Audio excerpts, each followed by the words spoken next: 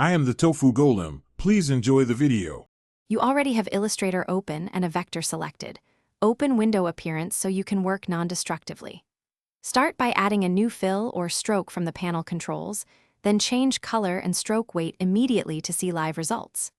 Once done, use the small arrow to expand layer details and add an effect from the menu, like Gaussian blur or transform, to a specific fill, not the whole object, so you preserve editable components. Now focus on organization.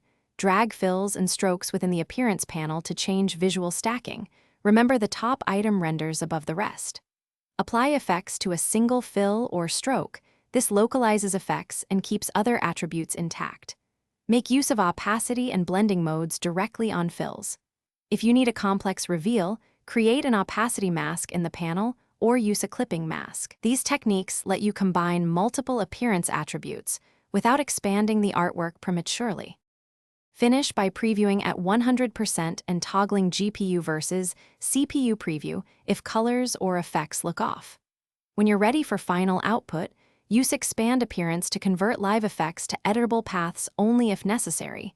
Otherwise, export directly to keep editability. Make a graphic style to reuse the setup. If something goes wrong, artifacts, missing effects, or odd stacking, reset the appearance panel for the